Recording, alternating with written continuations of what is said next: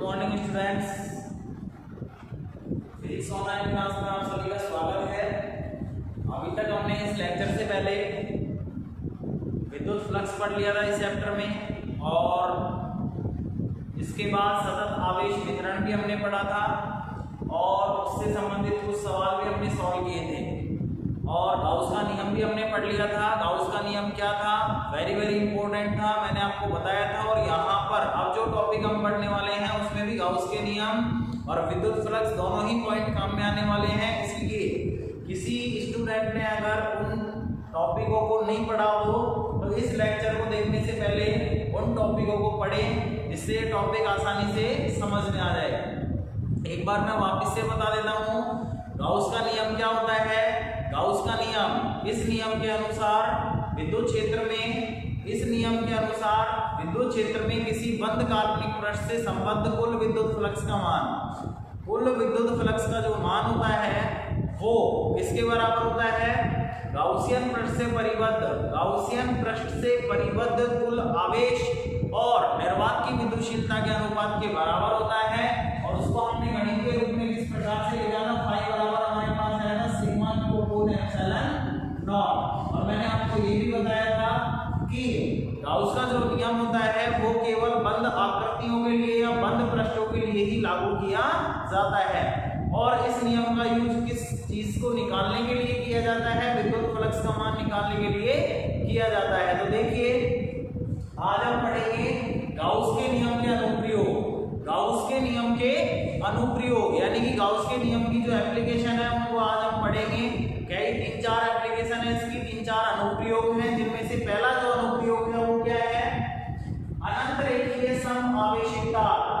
अनंत रेखीय समआवेशित तार के कारण विद्युत क्षेत्र की तीव्रता, यानी कि हमको एक अनंत लंबाई का एक तार लेना पड़ेगा, उसको समआवेशित करना पड़ेगा, यानी कि समान रूप से उस पर आवेश फैलाना पड़ेगा। और उस तार के कारण हमको किसी पॉइंट पर विद्युत क्षेत्र की तीव्रता का मान निकालना है। हम यहाँ गाउस के नियम के अनुप्रयोग पढ़ रहे हैं, इसलिए हमको यहाँ गाउस के नियम का यूज करते हुए, गाउस के नियम का यूज करते हुए तीव्रता का मान निकालना है। वो किस तरीके से हम याद करेंगे, वेरी इंपॉर्टेंट टॉपिक है। देखिए किस तरीके से हम याद करेंगे। अनंत रेखीय समावेशित तार, सबसे पहले तो हमको एक अनंत रेखीय समावेशित तार बनाना पड़ेगा, जिसको हम इस तरीके से बना सकते हैं, रेखीय तार।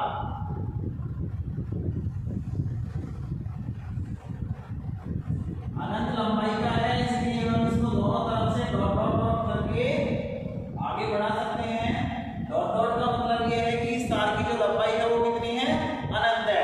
अब हम क्या करते हैं, इसको समआवेशित यानी कि समान रूप से इसको आवेश दे देते हैं। यहाँ हमने इस तार पर एक समान रूप से धनावेश फैला दिया, यानी कहने का मतलब यह है कि इस तार को हमने धनावेशित कर दिया। क्या कर दिया, धनावेशित, यानी कि इस तार पर एक समान रूप से क्या फैला हुआ है, धनावेश फैला हुआ है। क्या फैला हुआ है, धनावेश फैला हुआ है। अब हम क्या करते हैं, ये जो हमने अनंत लंबाई का धनावेशित तार लिया है, इसके कारण किसी पॉइंट पर हमको विद्युत क्षेत्र की तीव्रता ज्ञात करनी है। इसलिए हम क्या करते हैं, इस तार के कारण जिस पॉइंट पर विद्युत क्षेत्र की तीव्रता ज्ञात करनी है उस पॉइंट को हम मान लेते हैं। तो हम क्या करते हैं, इस तार की लंबाई के लंबवत, इस तार की लंबाई के लंबवत स्मॉल r दूरी पर स्थित, स्मॉल r दूरी पर स्थित कोई बिंदु मान लेते हैं P। इस बिंदु P पर आपको किसका मान निकालना है, विद्युत क्षेत्र की तीव्रता का मान निकालना है। किसका मान निकालना है, विद्युत क्षेत्र की तीव्रता का मान निकालना है। कहने का मतलब ये है कि हमने एक अनंत लंबाई का रेखीय धनावेशित तार ले लिया। इस तार के कारण इसकी लंबाई के लंबवत स्मॉल r दूरी पर स्थित बिंदु P पर हमको किसका मान निकालना है, विद्युत क्षेत्र की तीव्रता का मान निकालना है। इसके लिए देखिए हम क्या करते हैं, और एक चीज और ध्यान रखना, यहाँ पर जो चीज हम करते जाते हैं उसको हमको लिखना भी है। और दूसरी बात, यहाँ पर देखिए जो तार हमने लिया है, अनंत लंबाई का समावेशित तार लिया है। मैंने आपको सतत आवेश वितरण पढ़ाया था, 3 प्रकार का होता है, रेखीय आवेश वितरण, पृष्ठीय आवेश वितरण और तीसरा था आयतन आवेश वितरण। तो यहाँ पर मैंने आपको ये भी बताया था, जब किसी रेखिक वस्तु पर आवेश फैला हुआ रहता है तो वहां पे कौन सा आवेश घनत्व काम में लिया जाता है, रैखिक आवेश घनत्व, जिसको लैम्ब्डा के द्वारा व्यक्त किया जाता है। तो यहाँ हम मान लेते हैं कि इस तार का जो रैखिक आवेश घनत्व है, हम मान लेते हैं कि इस तार का जो रैखिक आवेश घनत्व है वो कितना है, लैम्ब्डा है। कितना है, लैम्ब्डा। यानी कि इसमें जो रैखिक आवेश घनत्व है उसको हम क्या मान लेते हैं, लैम्ब्डा मान लेते हैं। कितना मान लेते हैं, लैम्ब्डा। ठीक है, तो जो जो चीज हमने यहाँ पर मानी है उनको हम लिख लेते हैं। हम यहाँ पर लिखते हैं माना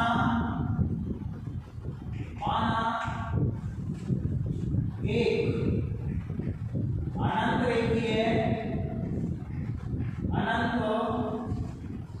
रेखीय सम आवेशित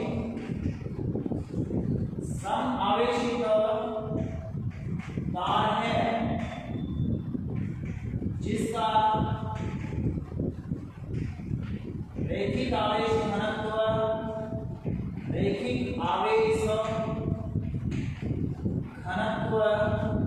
कितना है, लैम्ब्डा है, तथा इस तार के कारण इसकी लंबाई के लंबवत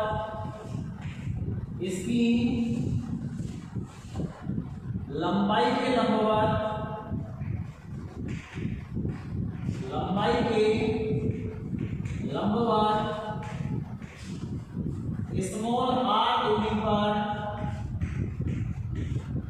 स्थित बिंदु P पर विद्युत क्षेत्र की तीव्रता याद करनी है। विद्युत क्षेत्र की तीव्रता याद करनी है। अब देखिए, बिंदु P पर विद्युत क्षेत्र की तीव्रता याद करनी है और वो भी किसका नियम का यूज करते हुए, गाउस के नियम का यूज करते हुए। तो हम यहाँ पर विद्युत क्षेत्र की तीव्रता का मान ज्ञात करेंगे और वो मान ज्ञात करने के लिए किस प्रकार से इसको हम सॉल्व करते हैं इस टॉपिक को। देखिए, पहली बात एक चीज ये ध्यान रखना, जितने भी अनुप्रयोग हम यहाँ पर पढ़ेंगे, प्रत्येक अनुप्रयोग में विद्युत क्षेत्र की तीव्रता का मान ही हमको निकालना पड़ेगा। ऑनली बस प्रत्येक अनुप्रयोग में अलग अलग जो अनुप्रयोग हम पढ़ेंगे वहां पर वस्तुएं चेंज होगी, कभी गोला आ जाएगा, कभी पृष्ठ आ जाएगा। यहाँ पर हमारे पास इस प्रकार से तार है, तरीका सभी में विद्युत क्षेत्र की तीव्रता निकालने का सेम रहेगा। बस फर्क इतना सा है कि वस्तु यहाँ पर चेंज होगी। और दूसरी बात, गाउस के नियम का उपयोग करने के लिए, गाउस का नियम हमको यहाँ पे उपयोग करके और विद्युत क्षेत्र की तीव्रता का मान निकालना है। अब यहाँ विद्युत क्षेत्र की तीव्रता का मान निकालने के लिए सबसे पहले हमको गाउस के नियम का उपयोग करने के लिए आपको पता है गाउस का नियम केवल बंद आकृतियों के लिए ही लागू होता है। इसलिए हम क्या करेंगे, इस तार को एक गाउसियन पृष्ठ में बंद करेंगे। यानी कहने का मतलब ये है, बंद आकृति में हम इसको बंद करेंगे। उसके बाद हम यहाँ पर क्या लगा सकते हैं, गाउस का नियम। तो देखिए, हम क्या करते हैं इस बिंदु P पर विद्युत क्षेत्र की तीव्रता का मान ज्ञात करने के लिए हम स्मॉल r त्रिज्या के एक बेलनाकार गाउसियन पृष्ठ की कल्पना करते हैं। किसकी कल्पना करते हैं, स्मॉल r त्रिज्या के बेलनाकार गाउसियन पृष्ठ की कल्पना करते हैं। और बिंदु P उस गाउसियन पृष्ठ यानी कि बेलनाकार जो पृष्ठ हम बनाएंगे उसके वक्राकार पृष्ठ पर स्थित होगा। देखिए किस प्रकार से हम यहाँ पर कल्पना करते हैं।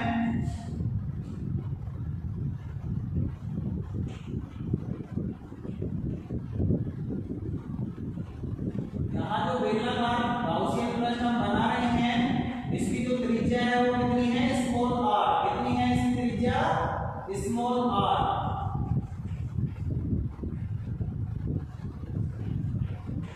यहाँ हमने एक बेलनाकार गाउसियन पृष्ठ की क्या कर दी, कल्पना कर दी। इसकी त्रिज्या कितनी है, स्मॉल r।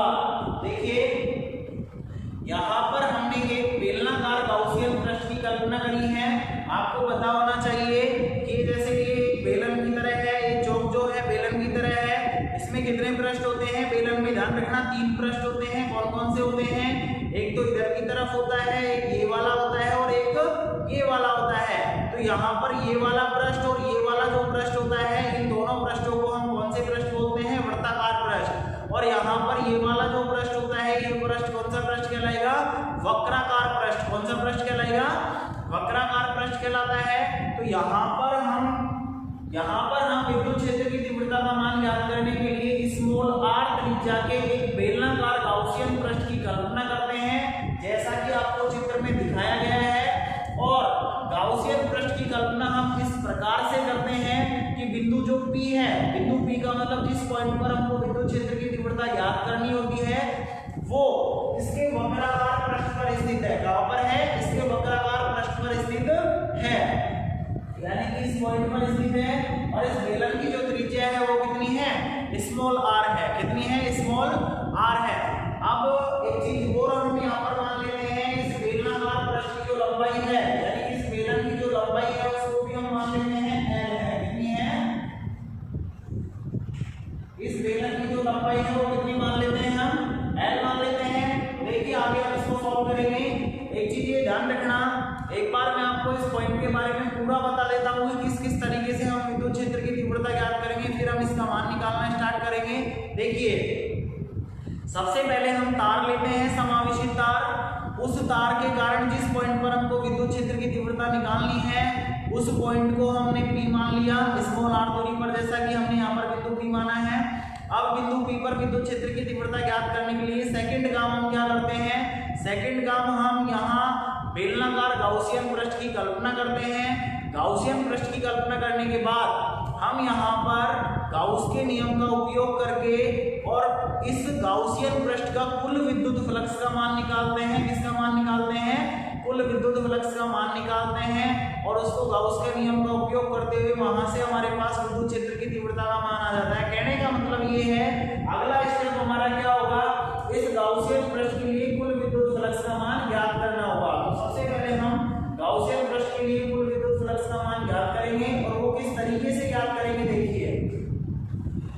देखिए यहाँ पर कुल विद्युत फ्लक्स का मान निकालने के लिए गाउसियन पृष्ठ जो है वो बेलनाकार आकृति का है और बेलन में कितने पृष्ठ होते हैं?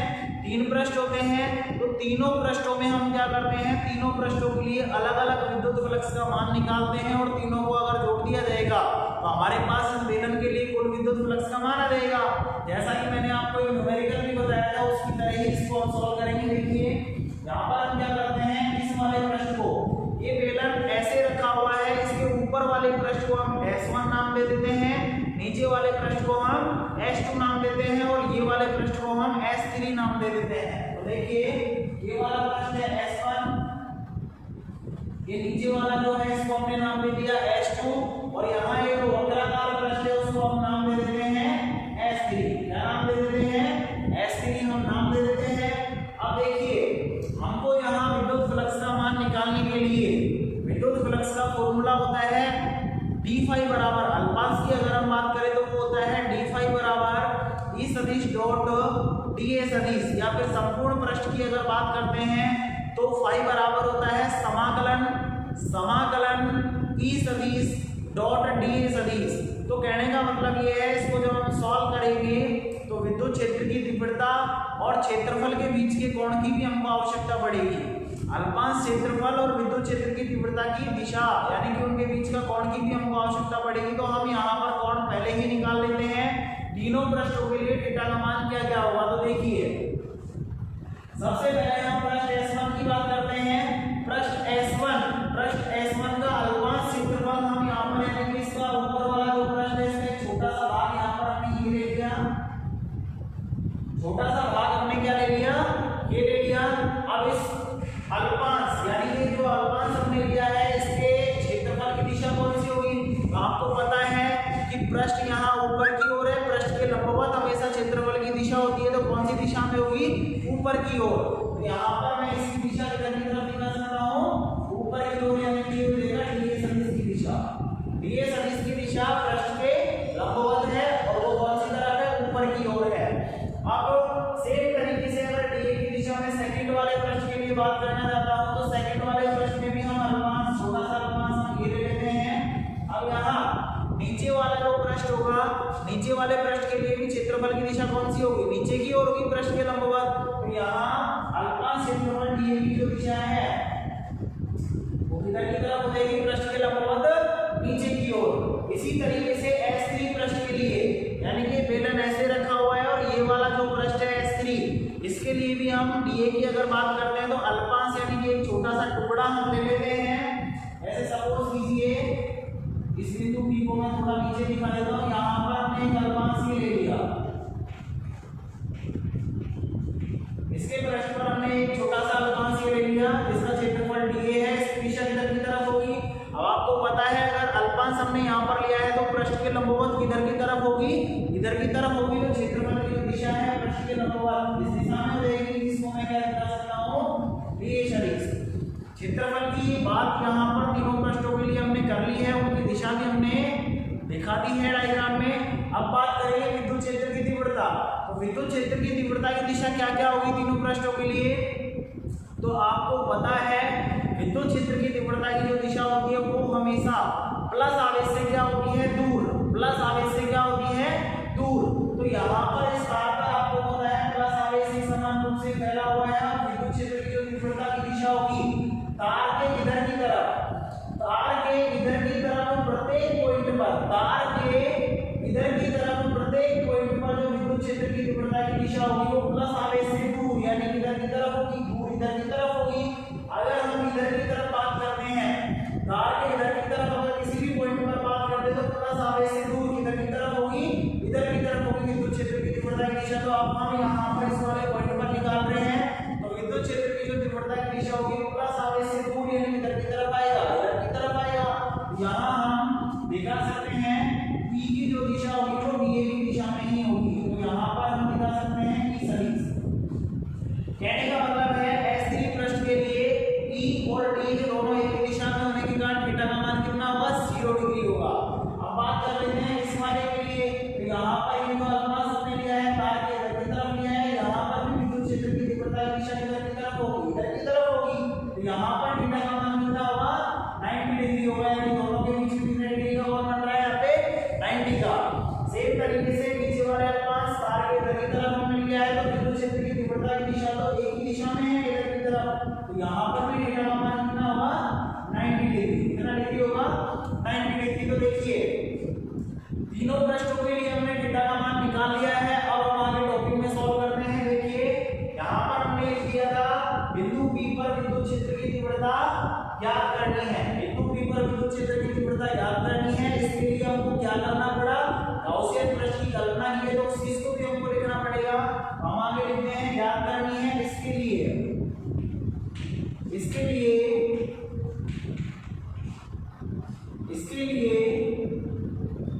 स्मॉल आर त्रिज्या के बेलनाकार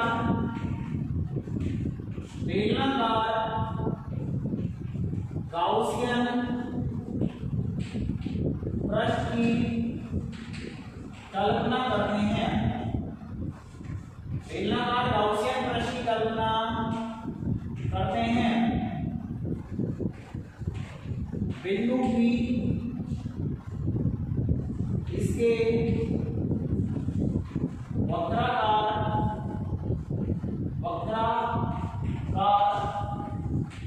पृष्ठ पर स्थित है,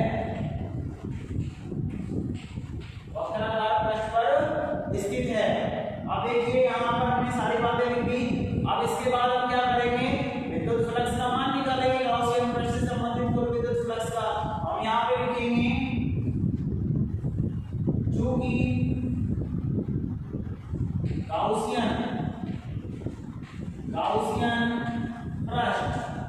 गाउसियन पृष्ठ का मतलब क्या है, बेलनाकार पृष्ठ है। बेलनाकार पृष्ठ से संबद्ध कुल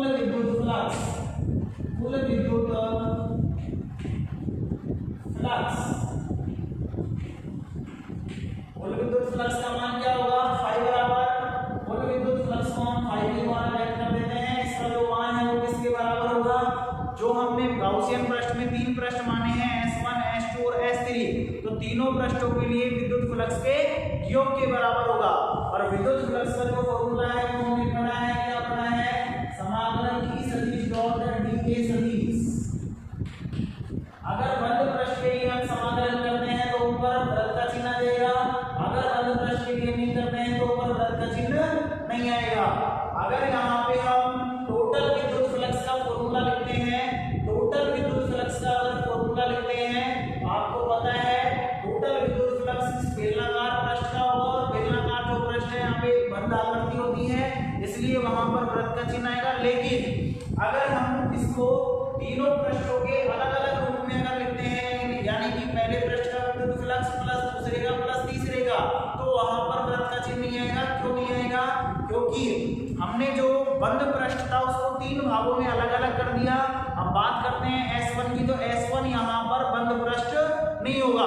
S2 की बात करते हैं अकेले S2 की, तो S2 भी यहाँ पर बंद पृष्ठ नहीं होगा। अगर S3 की बात करते हैं तो S3 भी यहाँ पर बंद पृष्ठ नहीं होगा। लेकिन अगर तीनों को मिला दिया जाता है और यहाँ पर बेलन अगर बना दिया जाता है तो बेलन एक बंद आकृति होती है, लेकिन यहाँ पर हम तीनों का अलग-अलग लिखेंगे, यानी कि पहले पृष्ठ का प्लस दूसरे पृष्ठ का प्लस तीसरे पृष्ठ का विद्युत फ्लक्स। तो देखिए यहाँ पर पहले पृष्ठ का विद्युत फ्लक्स लिखने के लिए फॉर्मूला इसको यूज करेंगे, समाकलन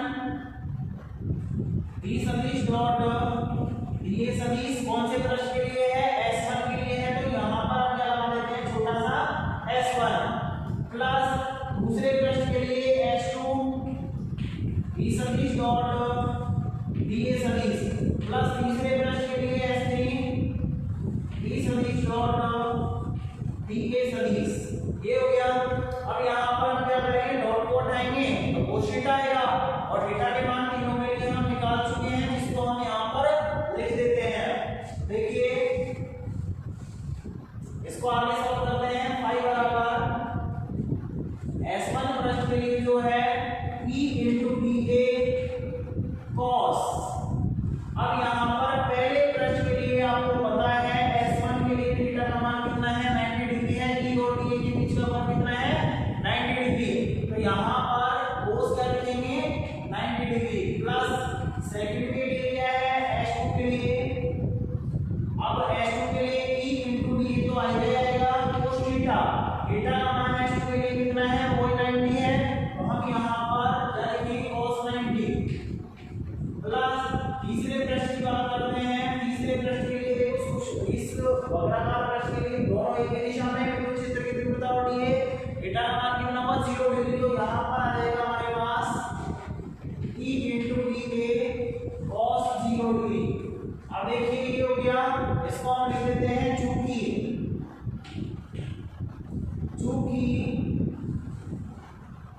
S1 व S2 पृष्ठ के लिए थीटा बराबर कितना आया था, 90 डिग्री, तथा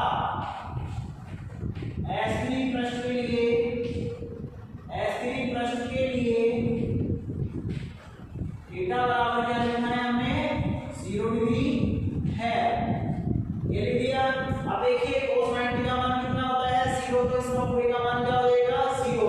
यहाँ पर भी cos 90 है, इसका पूरे का मान क्या हो जाएगा, 0। और ये हमारे पास ये बचेगा, क्योंकि cos 0 का मान कितना होता है, 1 होता है। यहाँ हमारे पास फाई का मान क्या आएगा, आता है फाई बराबर ये 0 हो जाएगा, ये भी 0 हो जाएगा cos 90 होने के कारण, और ये बचेगा, और इसको हम लिख देते हैं S3 E into dA, और cos 0 का मान कितना हो गया, एक साइड में हम लिख सकते हैं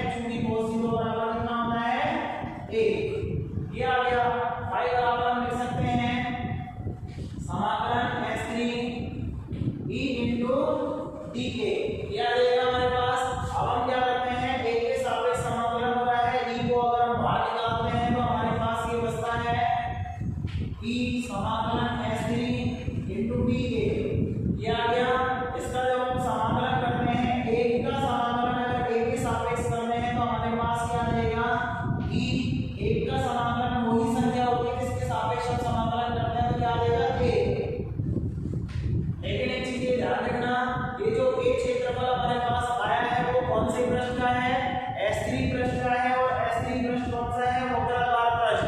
अब आपको पता होना चाहिए कि बेलन का वक्र पृष्ठ का क्षेत्रफल का फॉर्मूला क्या होता है 2 पाई r होता है।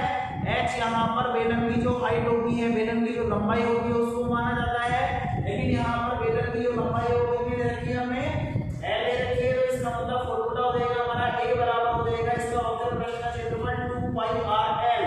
r यहाँ पर बेलन की त्रिज्या होती है, यहाँ पर भी हमने r मान रखा है, तो एक ही जगह पे हम क्या लिख सकते हैं फाई बराबर e into 2 पाई r l। यहाँ तक हमने विद्युत फ्लक्स का मान निकाल लिया, इसको हम मान लेते हैं समीकरण नंबर 1। यानी कि यहाँ हमने बेलनाकार गाउसियन पृष्ठ के लिए टोटल विद्युत फ्लक्स का मान निकाल लिया। अब हम यहाँ पर गाउस के नियम का उपयोग करेंगे और विद्युत क्षेत्र की तीव्रता का मान हमारे पास आ जाएगा, तो इसको नोट कीजिए।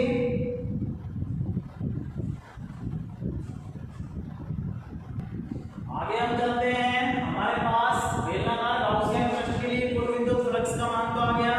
अब हम यहाँ पर गाउस के नियम का उपयोग करेंगे और गाउस का नियम क्या होता है फॉर्मूला आपको पता है फाई बराबर sigma Q upon epsilon not. यहाँ पर हमने फाई का मान क्यों निकाला क्योंकि गाउस के नियम का उपयोग करेंगे और गाउस के नियम में फाई क्या होता है बंद काल्पनिक पृष्ठ के लिए कुल विद्युत फ्लक्स का मान, तो कुल विद्युत फ्लक्स का मान हम निकाल चुके हैं। सेकंड नंबर पे हमको आवश्यकता पड़ेगी सिग्मा क्यू की। सिग्मा क्यू क्या होता है गाउसियन पृष्ठ के अंदर आने वाला कुल आवेश, तो यहाँ पर हम एक मान और भी निकाल लेते हैं सिग्मा क्यू। सिग्मा क्यू का मान क्या होगा गाउसियन पृष्ठ के अंदर आने वाला कुल आवेश। तो देखिए हम यहाँ पर कुल आवेश का मान किस प्रकार से निकालते हैं, यहाँ पर तार का जो रेखीय आवेश घनत्व है वो कितना है लैम्बडा है, और लैम्बडा का हमने फॉर्मूला पढ़ा है क्यू अपॉन क्या होता है एल। तो यहाँ हम यूज करेंगे चूंकि तार का रेखीय आवेश घनत्व लैम्डा बराबर फॉर्मूला क्या होता है क्यू अपॉन एल। क्यू का मतलब यहाँ पर ध्यान रखना क्यू होता है गाउसियन पृष्ठ के अंदर आने वाला कुल आवेश, तो कुल आवेश हम यहाँ पर कितना मानना चल रहे हैं क्यू, और एल यहाँ पर क्या होता है गाउसियन पृष्ठ की लंबाई, यानी कि जितनी लंबाई पर आवेश फैला हुआ है वो लंबाई यहाँ पर आएगी, तो तार की जो लंबाई है वो गाउसियन पृष्ठ यानी कि एल लंबाई तक हमने यहाँ पर गाउसियन पृष्ठ बनाया है। तो गाउसियन पृष्ठ के अंदर कितनी लंबाई पर फैला हुआ है एल लंबाई पर, तो यहाँ पर हमने लंबाई को क्या लिख दिया एल लिख दिया। अब हमको कुल आवेश का मान निकालना है और कुल आवेश यहाँ पर क्यू है, क्यू बराबर क्या हो जाएगा एल को इधर की तरफ भेजेंगे तो कुल आवेश अतः गाउसियन पृष्ठ से परिबद्ध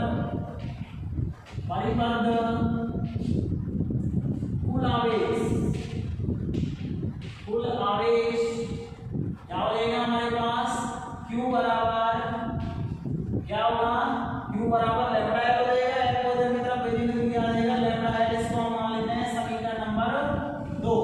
अब देखिए दोनों मान हमारे पास आ चुके हैं, गाउस के नियम का उपयोग करेंगे, मान रखेंगे, विद्युत क्षेत्र की तीव्रता का मान हमारे पास आ जाएगा। गाउस के नियम से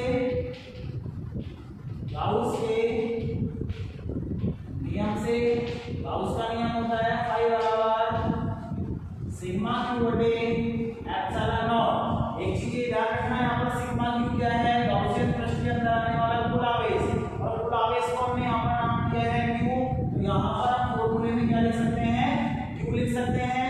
अब देखिए क्यू और फाई का मान समीकरण 1 पे 2 से रखने पर, तो देखिए समीकरण 1 पे 2 से मान रखने पर, समीकरण 1 पे 2 से मान रखने पर फाई का मान हमारे पास क्या आया है E into 2 पाई RL बराबर फाई का मान तो ये हो गया। दूसरी बात हमारे पास क्यू का मान क्या है समीकरण 2 में लैम्डा एल है, बटे में हमारे पास क्या आ रहा है एप्सिलॉन नॉट। अब विद्युत क्षेत्र की तीव्रता का मान निकालना है, कि हमारे पास ये है, सारी चीज को इधर की तरफ लेकर आओ और जो कट रहा है उसको काट भी दो, एल से यहाँ पर क्या हो जाएगा कैंसिल हो जाएगा। E बराबर हमारे पास आएगा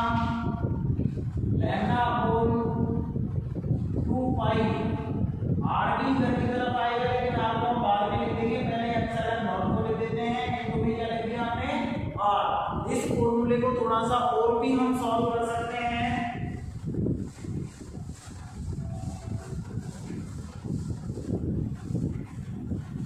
इस फॉर्मूले को थोड़ा सा और भी हम सॉल्व कर सकते हैं। देखिए इस तरीके से, यहाँ अगर मान लो इस फॉर्मूले में ऊपर नीचे हम 2 से मल्टीप्लाई करें, यहाँ अगर इस फॉर्मूले में हम 2 से ऊपर नीचे अगर गुणा करते हैं तो कोई फर्क नहीं पड़ेगा। अब यहाँ पर देखिए ऊपर नीचे अगर 2 से गुणा कर देंगे तो यहाँ 2 × 2 कितना हो जाएगा 4 pi epsilon not into r, और ऊपर क्या आएगा 2 लैम्डा आएगा। तो हम यहाँ पर इस फॉर्मूले को इस तरीके से लिख सकते हैं। कहने का मतलब यहाँ पर आपको दिखाना नहीं है कि गुणा कर रहे हैं, हम डायरेक्ट हमको इसको लिखना है। E बराबर इसको हम लिख सकते हैं 1/4 pi epsilon not into 2 lambda बटे r, इस तरीके से लिख सकते हैं। कहने का मतलब ये है अगर 2 से इसको काटोगे तो कोई कुछ चीज रहेगी हमारे पास। अब देखिए यहाँ पर 1/4 पाई एप्सिलॉन नॉट किसका फॉर्मूला बन रहा है, स्थिर वैद्युत बल नियतांक यानी कि k का मान बन रहा है। k का फॉर्मूला हमने पढ़ा था, कूलॉम नियतांक जो था 1/4 पाई एप्सिलॉन नॉट। तो यहाँ इसकी जगह हम क्या लिख सकते हैं, k लिख सकते हैं। हमारा फॉर्मूला क्या हो जाएगा, देखिए 2 को ऐसे कैसे लिख दिया, इसको हमने k लिख दिया, इनटू में लैम्डा आएगा, बटे में क्या आ रहा है r। ये होता है जो फॉर्मूला हमारे पास आया है, ये होता है अनंत लंबाई के समावेशित रेखीय तार के कारण विद्युत क्षेत्र की तीव्रता। यहाँ पर ये जो विद्युत क्षेत्र की तीव्रता हमारे पास आई है वो ध्यान रखना तार की लंबाई पर निर्भर नहीं करती है। तार की लंबाई पर इस विद्युत क्षेत्र की तीव्रता का मान निर्भर नहीं करता है, वो कितनी भी लंबाई का हो। यहाँ पर विद्युत क्षेत्र की तीव्रता का मान हमारा कितना होगा 2k लैम्डा अपॉन r। ध्यान रखना कि यहाँ पर स्थिर वैद्युत बल नियतांक होता है, लैम्डा यहाँ पे रैखिक पृष्ठ आवेश घनत्व रैखिक आवेश घनत्व होता है। r यहाँ पर क्या होती है, r यहाँ पर क्या होती है, तार से वो दूरी होती है जिस पॉइंट पर हम विद्युत क्षेत्र की तीव्रता का मान ज्ञात करते हैं। अगर इस फॉर्मूले को हम सदिश रूप में लिखना चाहे तो सदिश रूप में क्या होगा, देखिए सदिश रूप, ये हमारे पास परिमाण के रूप में फॉर्मूला है। इसको अगर सदिश रूप में लिखना है और इसको किससे गुणा करना है, हमको एकम सदिश से। तो हमारा फॉर्मूला आएगा v सदिश बराबर 2k lambda upon r into r क्या है, ये हमारा कौन सा रूप आ गया, सदिश रूप आ गया। एक चीज ये भी ध्यान रखना, देखिए अनंत रेखीय समावेशी तार के कारण जो विद्युत क्षेत्र की तीव्रता का मान है, E का जो मान है वो दूरी की क्या होता है, व्युत्क्रमानुपाती होता है। क्या होता है, दूरी के व्युत्क्रमानुपाती, यानी कि E समानुपाती हम क्या लिख सकते हैं 1/r लिख सकते हैं। अब इस फॉर्मूले से अगर आप विद्युत क्षेत्र की तीव्रता और दूरी के मध्य में ग्राफ भी खींचना चाहें तो ग्राफ इस तरीके से आता है। इस अक्ष पर हम दूरी लेते हैं, इस अक्ष पर हम विद्युत क्षेत्र की तीव्रता लेते हैं। व्युत्क्रमानुपाती है, एक का मान बढ़ेगा तो दूसरे का मान घटेगा।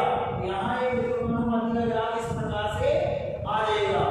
अब एक चीज ये ध्यान रखना, यहाँ पर हमने तार पर प्लस आवेश लिया था, इसलिए विद्युत क्षेत्र की तीव्रता तार से दूर की ओर है।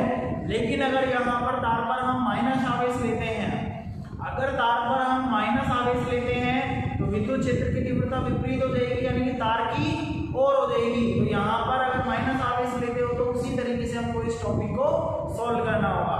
यहाँ पर हमने तार पर प्लस आवेश लिया था, जिसके कारण विद्युत क्षेत्र की तीव्रता किधर की ओर है, बाहर की ओर। तो ये पॉइंट कई बार बोर्ड एग्जाम में पूछा गया है, वेरी वेरी इंपॉर्टेंट है। पूरा 2 नंबर का आता है, अनंत रेखीय समावेशी तार के कारण किसी बिंदु पर विद्युत क्षेत्र की तीव्रता का मान ज्ञात कीजिए। तो आपको इतना सॉल्व करना पड़ेगा। ग्राफ अगर वो पूछता है तो ग्राफ को बनाना है, अगर नहीं पूछता है तो आपको नहीं भी बनाना है।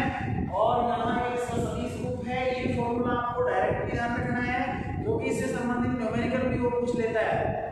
आपको लैम्डा का मान दे देगा, r का मान दे देगा और आपसे e का मान पूछेगा, क्योंकि k का मान तो हमको पता ही होता है कितना होता है 9 × 10⁹ और मात्रक क्या होता है k का, न्यूटन × मीटर स्क्वायर बटे कूलम स्क्वायर। तो यहाँ k का मान तो हमको मालूम होता है, लैम्डा और r का मान देने पर e का मान हम आसानी से ज्ञात कर सकते हैं। ध्यान रखना, विद्युत क्षेत्र की तीव्रता बिंदुवत आवेश के कारण बढ़ेगी, दूरी के वर्ग के व्युत्क्रमानुपाती होता है, यानी कि e समानुपाती 1/r² और उसके बाद हमने वैद्युत द्विध्रुव के कारण विद्युत क्षेत्र की तीव्रता पढ़ी थी। ई समानुपाती क्या आया था, 1/r³ यानी कि फॉर्मूला अक्ष और निरक्ष पर 2kp/r³ और kp/r³ आया था। कहने का मतलब ये है वैद्युत द्विध्रुव के कारण विद्युत क्षेत्र की जो तीव्रता होती है वो दूरी के क्यूब या फिर घन भी बोल सकते हैं, क्यूब के व्युत्क्रमानुपाती आया था। लेकिन यहाँ पर विद्युत क्षेत्र की तीव्रता हमारे पास क्या आई है, दूरी के व्युत्क्रमानुपाती। विद्युत क्षेत्र की जो तीव्रता का मान है दूरी के व्युत्क्रमानुपाती है। तो यहाँ पर एक टॉपिक इस प्रकार से आपको सॉल्व करना है। आगे के अनुप्रयोग भी जो हम पढ़ेंगे, उनमें भी विद्युत क्षेत्र की तीव्रता ज्ञात करने का तरीका सेम है। कुछ भी नहीं करना आपको, थोड़ा सा बस इतना सा ध्यान रखना है कि कौन सी वस्तु के लिए किस आकृति का हमको गाउसियन पृष्ठ बनाना है, क्योंकि वस्तु के हिसाब से उस आवेश को बंद करने के लिए हम अलग अलग आकृति की गाउसियन पृष्ठ बनाते हैं। और मैंने आपको गाउस का नियम जब पढ़ाया था, आपको ये भी बताया था कि गाउस का जो नियम होता है वो गाउसियन पृष्ठ की आकार या आकृति पर निर्भर नहीं करता है। लेकिन हमको गाउसियन पृष्ठ हमेशा इस आकार का लेना है कि वहां पर थीटा का मान और फाई का मान हमारे पास आसानी से निकल जाए। थीटा का मान से एक पृष्ठ की अगर बात करें, जैसे गाउसियन पृष्ठ का, थोड़ा सा मैं आपको इसके बारे में भी बता देता हूँ।